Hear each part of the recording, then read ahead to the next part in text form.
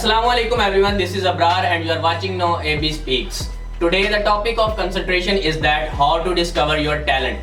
या फिर आप ऐसा कह सकते हैं कि फितरत ने आपके अंदर जो सलाहियत रखी है, जो टैलेंट रखा है, जो फन रखा है, आप उसको कैसे पहचान सकते हैं और आप कैसे अपने उस पैशन में तरक्की हासिल कर सकते हैं या कैसे अपने उस पैशन में आप एक्सपर्ट बन सकते हैं। तो आज के वीडियो में मैं आपके साथ 4 से 5 बातें शेयर करूंगा इसके रिलेटेड, तो आपने इनको लाजमी फॉलो करना है और वीडियो को एंड तक देखें ताकि आप अपने अंदर छुपे टैलेंट को सामने ला सकें। तो सबसे पहले नंबर पे आता है कि जो आपका टैलेंट होता है, जो आपका पैशन होता है, वो आपको टाइम और स्पेस से आउट कर देता है।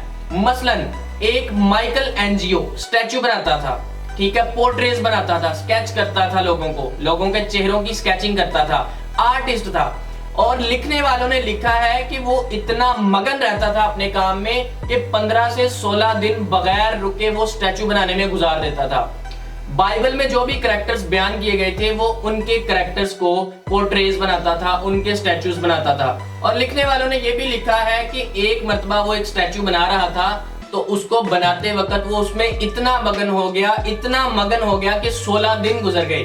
जब 16 दिन बाद जनाबे वाला उसका वो स्टैचू कंप्लीट होता है तो उसके जूते उतारे गए, तो उसके जूतों के साथ साथ उसके पांव का चमड़ा भी उतर गया।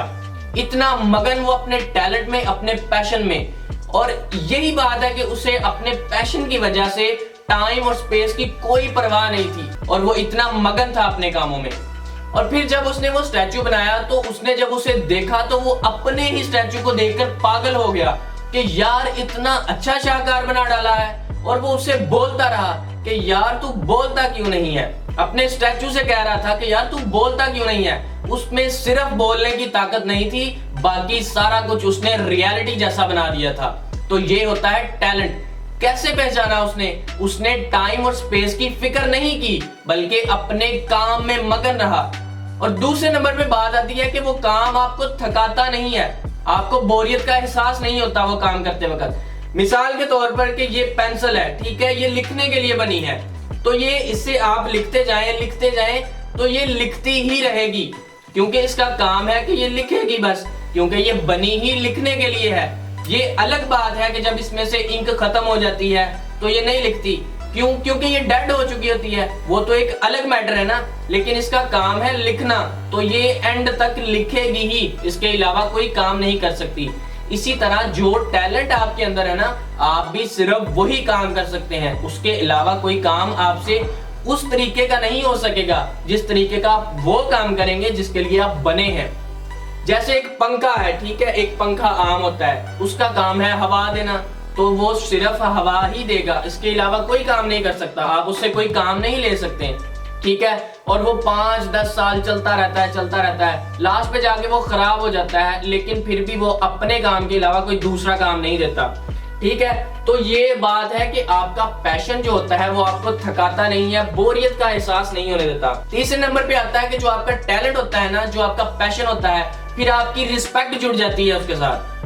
आप मिसाल के तौर पर एक टीचर है, ठीक है, उसे पढ़ाने का शौक है, उसके अंदर वो टैलेंट है कि वो लोगों को एक अच्छा स्टफ डिलीवर कर सकता है और एक अच्छी तरह से उनकी रहनुमाई कर सकता है। तो वो जितनी देर भी स्टूडेंट्स को पढ़ाएगा उसे बोरियत नहीं होगी, और अगर उसे बोरियत नहीं होगी तो स्टूडेंट्स भी उसका उतना ही एहतराम करेंगे जितना दिल लगी से वो उनको स्टफ डिलीवर करेगा, ठीक है। तो इससे उसका रिस्पेक्ट का पहलू जुड़ गया साथ, क्योंकि उसका टैलेंट था और उसके टैलेंट ने उसको रिस्पेक्ट दी है, ठीक है। तो चौथे नंबर पे आते हैं फेम, जो कि आज की दुनिया में हर एक शख्स की ख्वाहिश है कि यार मेरे पास फेम हो, ठीक है। तो आपका टैलेंट आपको फेम भी देता है। कैसे?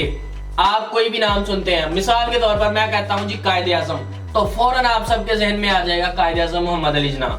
मैं कहता हूं जी शायर मशरक, तो सबके जहन में आ जाता है जी डॉक्टर अल्लामा इकबाल। कैसे आता है? क्योंकि उन्होंने अपने टैलेंट की कदर की, ठीक है, उन्होंने पाकिस्तान बनाने के लिए मेहनत की, ठीक है। शायर मशरक जिन्होंने पोएट्री में अपना टैलेंट दिखाया, दुनिया को अपना टैलेंट दिखाया पोएट्री के जरिए। तो आज हम जैसे ही शायर मशरक कहते हैं तो डॉक्टर साहब का नाम हमारे जहन में आ जाता है, ठीक है। और लास्ट में जो पॉइंट आता है कि जो आपका पैशन है ना, आप उसे अचीव करते वक्त घबराते नहीं है, रास्ते की मुश्किलात से बिल्कुल भी नहीं डरते, बल्कि रास्ते की मुश्किलात को आप पार करते चले जाते हैं। आप यही सोचते हैं कि मेरी मंजिल इससे भी आगे है, मेरी मंजिल इससे भी आगे है। और जो बड़ी मंजिल का मुसाफिर होता है ना, उसका छोटा दिल नहीं होता। यहाँ पे मुझे सर वासफ अली वासफ की एक बहुत अच्छी बात याद आ रही है। उन्होंने लिखा था कि बड़ी मंजिलों के मुसाफिर छोटा दिल नहीं रखते, और उनकी बात बिल्कुल सही थी कि जो बड़ी मंजिल का मुसाफिर होता है ना, उसका दिल छोटा नहीं होता। वो रास्ते की तकलीफों से, वो रास्ते की मुश्किलों से, रास्ते की रुकावटों से जरा बराबर भी नहीं घबराता, बल्कि वो अपने पैशन को और अपने टैलेंट को समझते हुए आगे बढ़ता चला जाता है, आगे बढ़ता चला जाता है, और फिर एक दिन वो अपनी मंजिल को अचीव कर लेता है। तो ये कुछ बातें थी जिन पर गौर करके और जिन पर अमल करके आप अपने छुपे टैलेंट को सामने ला सकते हैं। उम्मीद करता हूं कि आपको ये वीडियो बहुत पसंद आई होगी। तो अगर आपको ये वीडियो पसंद आई है तो इसको लाइक जरूर कीजिए और कमेंट सेक्शंस में हमें अपनी राय का इजहार लाजमी कीजिए। Thank you so much.